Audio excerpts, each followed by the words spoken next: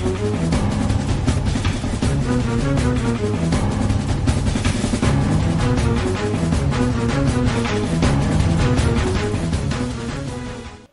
all know about Pokemon, a series many RPG fans grew up with, including me. So much nostalgia in this franchise. So far we've had 5 generations, and since Generation 6 is actually coming out later this year, let's celebrate the occasion by bringing you what I find to be my top 5 Pokemon generations. I know TLCG, Fawfall's Minion, and Karaya Wave made lists of their own, but here's my list.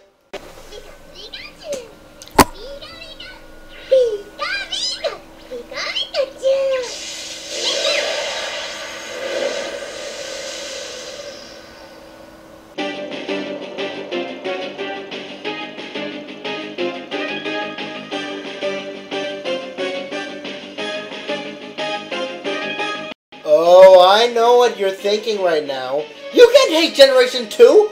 Okay, first off, yes I can. Second off, I don't hate it. I think it's a great generation, just not as good as the others. Maybe it's because of the fact that it only introduces 100 Pokemon, which is very low compared to other generations. Maybe it's because of the useless baby Pokemon. I can understand some of them since they can learn moves their evolutions originally couldn't, and as long as they're cute. And as long as they're not like Igglybuff, which ruins all hopes for Wigglytuff, since because Wigglytuff has the base stat total of 410 and is already a 3rd evolution and can't evolve any further.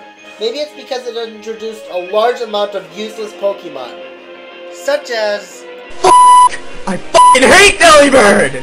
And I understand they took away Poison's ability to be strong against Bug because they didn't want Parasect to have 3 quadruple weaknesses, but they could have at least made it super effective against something else. Now Poison is only super effective against Grass. And if you thought the internal battery in Generation 3 was bad, in Generation 2, if your internal battery runs dry, you won't be able to save anymore. Meaning that if you bought your game used, and the internal battery ran dry already, then every time you turn your game off, you'll have to start the entire game all over again. Now before the fanboys attack me, I'm going to stop complaining about what I don't like about this generation and tell you what the good stuff are. This game introduced 2 new awesome typings, Dark and Steel. It's the only generation to introduce new types, aside from the first one of course. Without them, Bishop would just be another generic normal type. And of course, they divided the special stat into special attack and special defense. It also allows you to visit the Kanto region after you beat the game, where the music is even more awesome than it was before. As for the spin-offs, I haven't played any of them. Why haven't I played Pokemon Stadium 2 yet? In my mind, this generation is really good. At least until the internal battery runs dry. Then it pretty much becomes unplayable.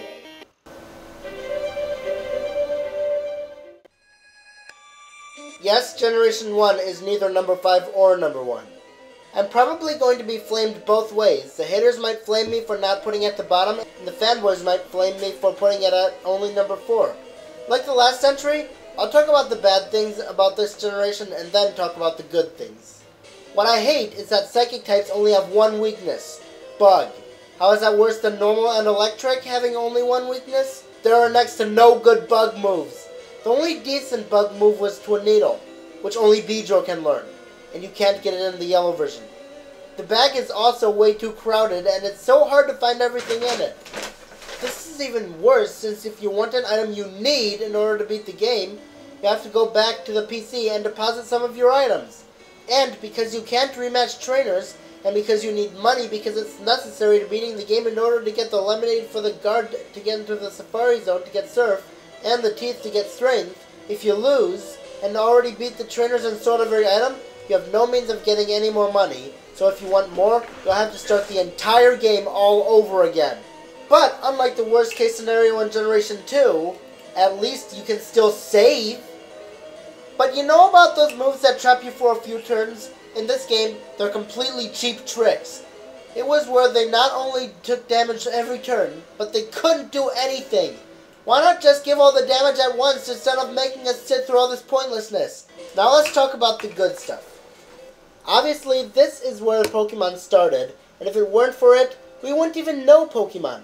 Pokemon Snap is a really addicting game, letting you take pictures of Pokemon, which is more addicting than it sounds.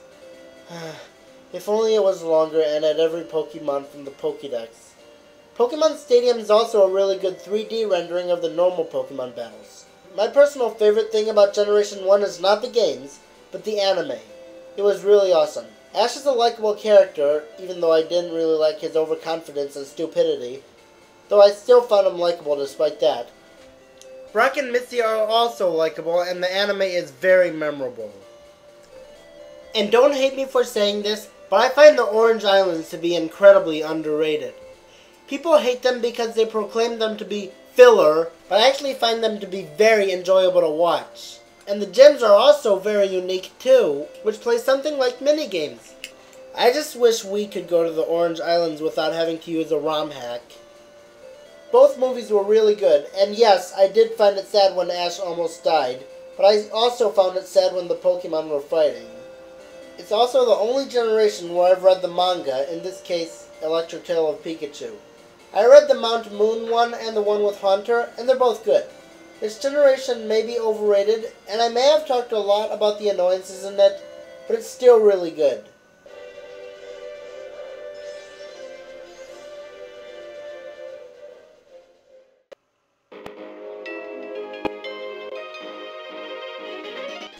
Generation 4. I love this generation. I remember when I was so hyped for Generation 4. I was trying to memorize every Pokemon's name, and eventually I got the game, and it is among one of the best games I had played in 2007. If not the best, tied with Kingdom Hearts. I'm very proud of them for also making it so that special and physical moves now make more sense and are more fair, such as making Fire Punch a physical move and Sludge Bomb a special move. They also took a bunch of useless Pokemon and made them awesome. Not only that, but they took Pokemon that were already awesome and turned them into massive fighting machines. I also really like a lot of Pokemon they introduced, with a few exceptions. It's also the only generation aside from Generation 1 that introduced new typings to poison Pokemon. In this case, Drapion and Skuntank are dark poison, and Toxicroak is a poison fighting. And look how many TMs there are! There are also a lot of very creative moves, like Trick Room, Gravity, and U-Turn. Diamond and Pearl were really awesome games that I was looking forward to for half a year when I first heard about them back in fall of 2006, and it got really close to my expectations. Platinum was even better since it had more Pokemon from the National Dex and the Sinnoh Dex. The Battle Zone is also really awesome since you can face trainers with high-level Pokemon there and even rematch them with the Versus Seeker. It also has its own set of puzzles, and the Poke Radar is actually pretty nice. I had a lot of fun searching for Pokemon and level grinding them. Generation 4 also has the biggest number of games that I've actually played. They're playing Diamond, Pearl, Platinum, Heart Gold, Soul Silver, Shadows of Almia, and Guardian Signs. Shadows of Almia, despite being one of the most overshadowed games in Pokemon history, is a really epic adventure. The music and level design are brilliant. Guardian Signs, even though 2 years ago I stated that I hate it, now that I think about it, it's actually a great game with some improvements over the original, such as having a maximum of 7 Pokemon in your party from the beginning, and drawing signs instead of having to go a certain place and catch a certain Pokemon, and a shorter saving feature. While the levels aren't as memorable or creative, the game's still great. I also want Pokepark Wii so badly, but I'm just too busy with other games. My favorite games in Generation 4 are Heart Gold and Soul Silver.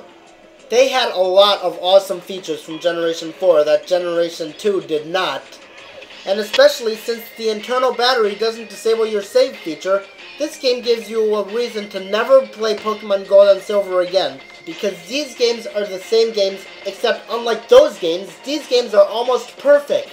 And of course, they added Generation 3 and 4 Pokemon. And it's the first game in the series where the Elite Four has 6 Pokemon when you rematch them. I don't know about you, but I find that to be really awesome. It's more fun than the other Pokemon League challenges in my mind. You know what? Maybe there's nothing bad about this generation after all. This generation is good enough to be number 1. So there's nothing that could possibly... Can we just get on with the next entry now? The more you battle together, the stronger your bond will become.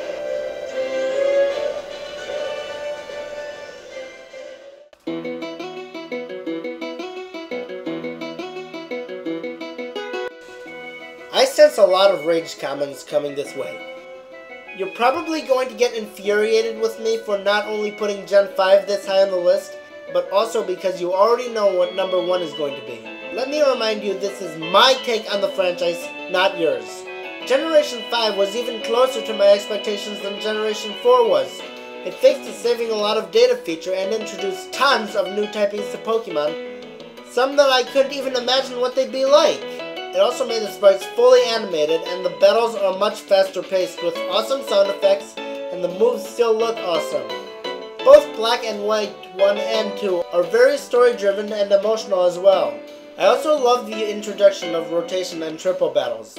They're so awesome! The triple battles, as the name suggests, having 3 Pokemon out at once, except the one in the middle is the only one that can attack every Pokemon. Rotation battles, I don't know how to explain them. You send out 3 Pokemon and have a certain Pokemon rotate to the front and use a move. I don't know how to explain them. The camera also has massively improved, making for some awesome effects they would have never been able to accomplish back in your precious Generation 1. Black and White 2 are also pretty innovative, making it so that after you finish up using a repel, instead of having to dig through your bag to find another one, it asks if you want to use another one. Remember in my top 23 games that I first played in 2012, when I said that Final Fantasy II was the best game I had played that year? Now that I think about it, Pokemon Black 2 and White 2 are the best games I had played that year. Also in Pokemon Black and White 1 and 2, you can sort out the bag much easier and alphabetize it without having to do all that rearranging process. While it does have several Pokemon that are useless, which I covered on my worst Unova Pokemon list, most of the Pokemon are just plain awesome. The anime is also awesome, with lovable characters such as Iris, Bianca, Stefan, and so on. Team Rocket's also not nearly as annoying as they used to be, since they're out of their way much often than when they used to be. The Who's That Pokemon quiz returned. But I wish I had seen the Kyurem movie, though I will eventually. Either way, this generation is really awesome.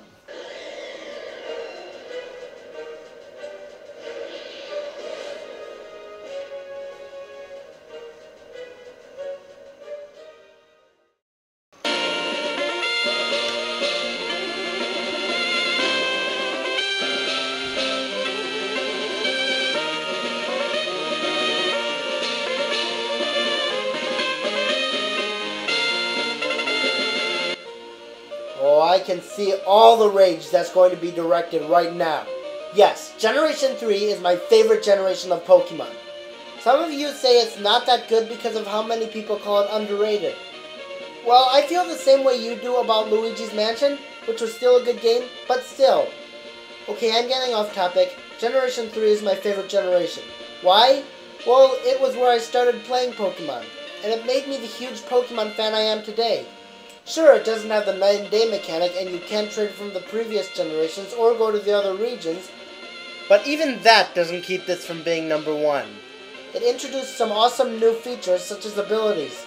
Because of that, the battles make even more sense. Yes, some of the abilities were useless back in Generation 3 and didn't get much use until later, but we wouldn't even have them without Generation 3, and they made it so that you no longer have to change boxes if a PC is full. If you catch a Pokemon, it is sent to the next PC box, so you don't have to worry if you catch a shiny Pokemon. And it's much easier to use the Pokemon in the PC, aside from having to scroll all the way down. They also added wallpapers, which is a nice touch, and it introduced double battles, which are even more fun than single battles. It's also cool how they made weather effects happen on the field as well. The running shoes were also introduced, letting you go even faster without your bike. If you ask me about the anime, while many people say that's where the anime died, I still found it to be awesome. It not only had epic adventures, but also the Pokemon trivia questions, which I loved, with one inexcusable exception.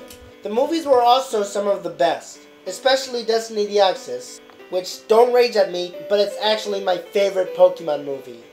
While I wasn't big on Pokemon Coliseum because of the repetitive gameplay, which I think Chugga Conroy covered in his Let's Play of it, Fire Red and Leaf Green were great remakes of Red and Blue, with massive improvements such as the Sevi Islands, upgraded Pokédex after you beat the game, though I wish Generation 3 Pokemon would show up in the game, but it also has the advanced things that happened in Generation 3.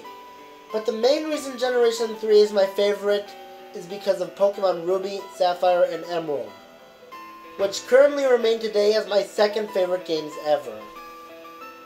Sapphire is the reason I am the massive Pokemon fan I am today, and the reason it's my favorite franchise. And yes, I also liked Ruby as well. Both games I found much more memorable than most people proclaim them to be, especially the music, which by the way is my favorite in the franchise.